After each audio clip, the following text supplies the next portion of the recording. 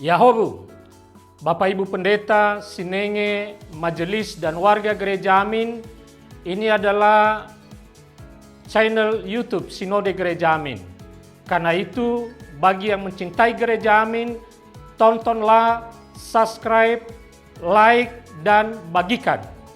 Gereja Amin yang tangguh, mandiri, dan peduli. Tuhan Yesus memberkati.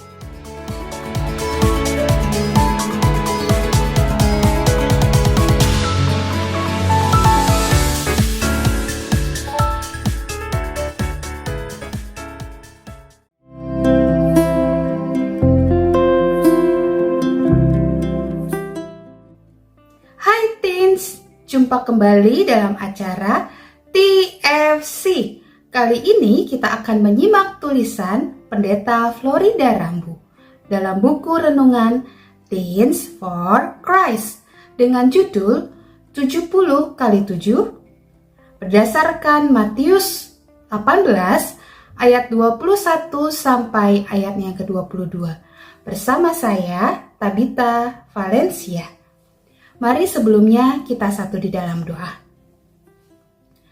Bapa di dalam sorga, kami bersyukur atas segala anugerah-Mu dalam kehidupan kami. Saat ini kami datang ke hadirat-Mu Tuhan, kami mau merenungkan kebenaran firman-Mu. Berikan fokus kepada setiap kami, berikan hikmat-Mu dan hati untuk kami mau sama-sama belajar kebenaran firman-Mu. Sehingga kami menjadi murid-Mu yang dengar-dengaran akan kebenaran firman-Mu. Terima kasih Tuhan. Di dalam nama Tuhan Yesus kami sudah berdoa. Amin. Yang menjadi pusat perenungan kita adalah Matius pasal 18 ayatnya yang ke-22. Saya akan membacakan bagi kita sekalian. Yesus berkata kepadanya, "Bukan, aku berkata kepadamu, bukan sampai 7 kali, melainkan sampai 70 kali 7. Teens, salah satu benda penting yang harus kita bawa kemana-mana adalah kartu identitas. Tanpa kartu identitas, kita banyak kesulitan yang akan ditemui.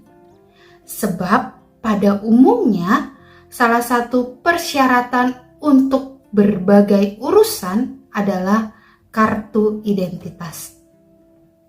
Kalau kita menyebut diri sebagai seorang Kristen, apa yang menjadi penandanya yang menunjukkan identitas kita?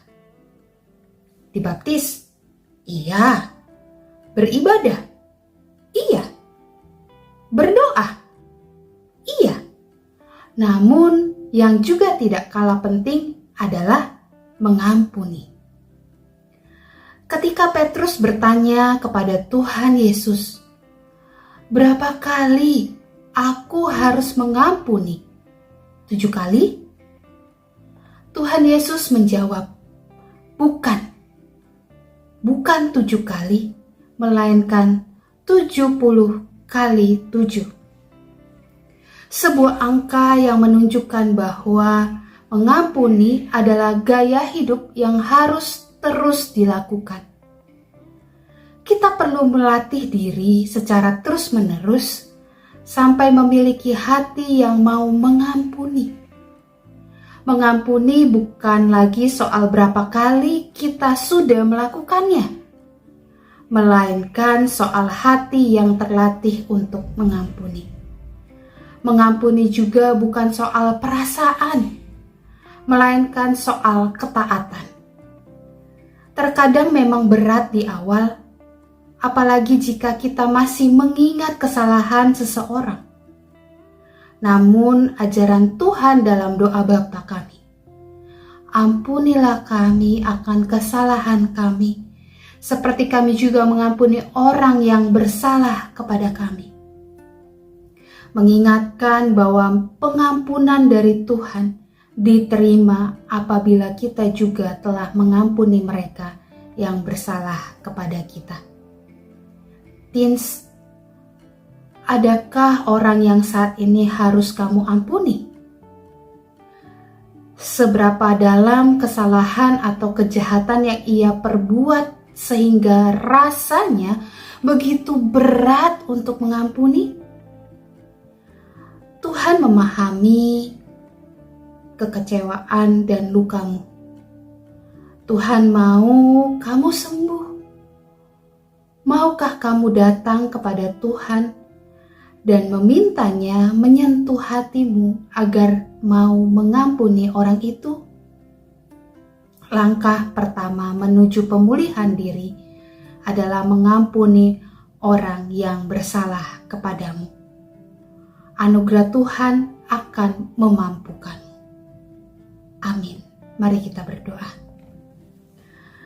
Bapa di dalam sorga, kami setiap anak-anak-Mu datang ke hadirat-Mu Tuhan. Di dalam kehidupan kami terkadang sulit sekali untuk mengampuni. Karena kami masih mengingat akan kesalahan orang lain. Tapi melalui firman-Mu kami diingatkan bahwa mengampuni adalah gaya hidup kami sebagai pengikut Engkau. Kami mau Tuhan untuk dikuatkan ketika ada orang yang bersalah kepada kami.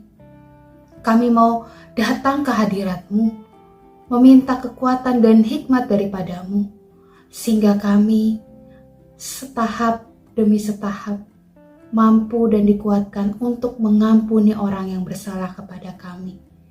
Karena kami telah menerima anugerah pengampunan daripada-Mu, sehingga kami juga mau melakukan itu kepada orang yang bersalah kepada kami.